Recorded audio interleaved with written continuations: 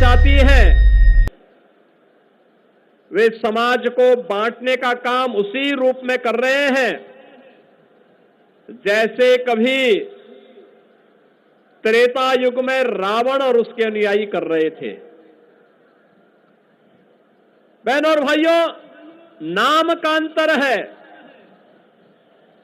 काम उस समय भी उनका बांटने का था, आज के वे लोग भी उसी रूप में कोई जाति के नाम पर, कोई क्षेत्र के नाम पर, कोई भाषा के नाम पर, कोई परिवार के नाम पर समाज को बांटने का जो कुत्सित प्रयास हो रहा है, इसके माध्यम से राष्ट्रीय एकता और अखंडता को चुनौती दी जा रही है।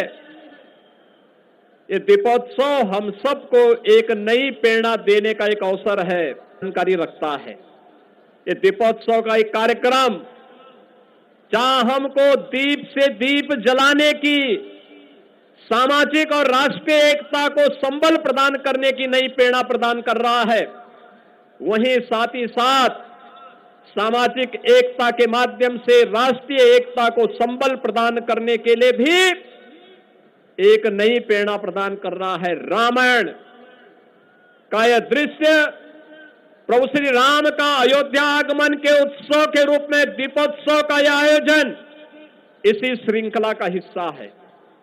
और मुझे तो अत्यंत आनंद की अनुभूति हो रही है कि हम सबको इस बारे में स्मरण रखना होगा,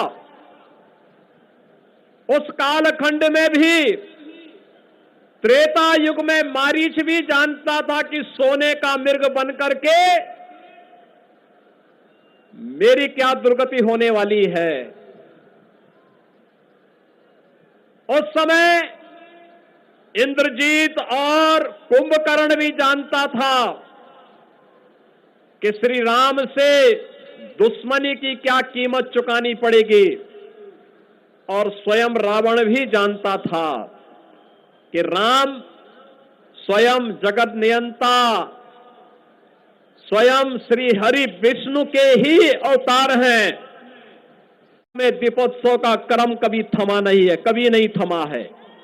कोरोना कालखंड में भी यहां पर एक नए रिकॉर्ड बनते गए, और मैं मानता हूं आज फिर दीपोत्सव का एक कार्यक्रम, मां सरयू की आरती के कार्यक्रम ने भी कुछ नए रिकॉर्ड बनाए होंगे। कुछ ही देर में उसकी घोषणा भी होगी। लेकिन हमें इस बात को याद रखना होगा, इस शाश्वत क्रम इसी प्रकार से चलता रहे, यह अयोध्या वासियों की जिम्मेदारी बनती है। प्रभु राम का आगमन आपके लिए अद्भुत घटना है, अलौकिक घटना है। अयोध्या धाम को दुनिया के मानचित्र पर प्रस्तुत करता है, अयोध्या के माध्यम से दुनिया को एक नई प्रेरणा प्रदान करता है। यह दीप केवल अंधकार को ही, अमावस्या के अंधकार को ही दूर नहीं करने वाला है, अज्ञानता के अंधकार को ही दूर नहीं करने वाला है, समाज के दुश्मनों को भी एक नया जवाब देने का माध्यम है। वे आज रूप अलग अलग हो सकते हैं, नाम अलग अलग हो सकते हैं, लेकिन वे जिस भी रूप में होंगे उनके लिए एक चेतावनी भी होनी चाहिए। ये दीप केवल अंधकार के तमस को दूर करने का माध्यम नहीं, अज्ञानता के तमस को दूर करने का माध्यम नहीं, अन्याय, अधर्म और अत्याचार के तमस का भी विनाश करने वाला साबित होना चाहिए। यह अयोध्या का संदेश पूरे प्रदेश के अंदर चलना चाहिए, प्रदेश के अंदर यह संदेश जाना ही चाहिए। और आज के इस अवसर पर मैं इस बात के लिए अभिनंदन करूंगा उन सभी स्वयं सेवकों का जिन्होंने जिला प्रशासन और पर्यटन विभाग के साथ इस दीपोत्सव के कार्यक्रम को इतनी भव्यता के साथ आगे बढ़ाने का काम। जन जन की आवाज पर सबसे तेज रफ्तार, जी हां, हर खबर असरदार। मेरे चैनल को करें अभी सब्सक्राइब।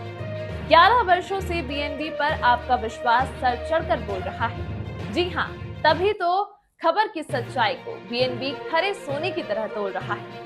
सच की आवाज होगी बुलंद और झूठ का नाव डोलेगा।